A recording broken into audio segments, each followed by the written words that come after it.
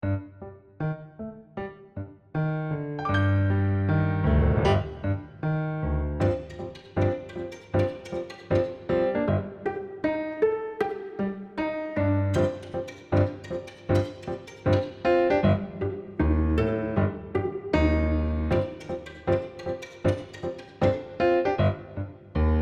καρδιά της Δυτικής Πελοποννήσου απλώνεται η Ηλία, ένας τόπος που έζησε μύθους, ιστορία και εφορία. Εδώ, στην κοιλάδα του Αλφιού, δεσπόζει η αρχαία Ολυμπία.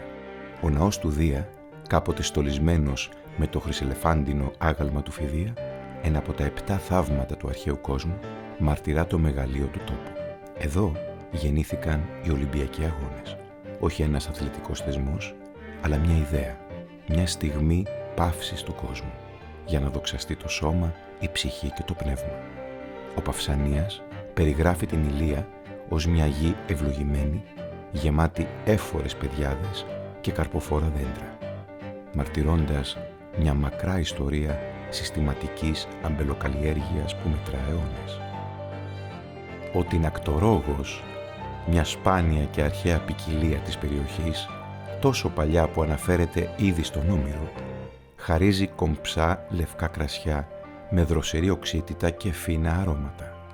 Ο Αυγουστιάτης, από την άλλη, παράγει ερυθρά κρασιά απαλά και βελούδινα, γεμάτα αρώματα ώριμων κόκκινων φρούτων και νότες μπαχαρικών που θυμίζουν την πλούσια γη που τα γέννησε.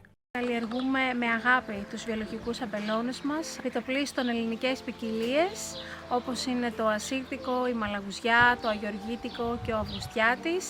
Ο Αυγουστιάτης είναι μια ποικιλία ιδιαίτερη και έτσι αποφασίσαμε να φτιάξουμε και ένα κρασί πολύ χαμηλής παραγωγής και στρεματικής απόδοσης φυσικά. Στο Κορακοχώρι, οι παλιές ποικιλίες Ροδίτης και Κιδονίτσα αναδεικνύουν τη φρεσκάδα και τα εσπεριδοειδή αρώματα του τόπου. Στα ερυθρά, η μαυροδάφνη ξεχωρίζει. Το αμπέλι είναι ποικιλία Βερτζαμί. Μέσα στα πλαίσια της προσπάθειας που κάναμε να αναδείξουμε την ποικιλία αυτή, η οποία ήταν μέσα στα αμπέλια τα παλιά διάσπαρτη στην περιοχή. Οι ντόπιοι το έλεγαν μαυροδάφνη, ήταν άλλη ποικιλία. Βλέποντας ότι υπάρχει μεγάλο δυναμικό στην παραγωγή ίνων ποιότητας, προσπαθήσαμε να το αναπτύξουμε. Προχωρώντας προς το Λατζόι, οι νοποιοί νέας γενιάς δίνουν νέα πνοή στην παράδοση. Ο ίνος που εκφράζει το χαρακτήρα του τόπου μέσα από την ποιότητα της τέχνης. Πέρα από τα αμπέλια και τα ιστορικά μνημεία, η Ηλία αποκαλύπτει μια φύση μοναδική.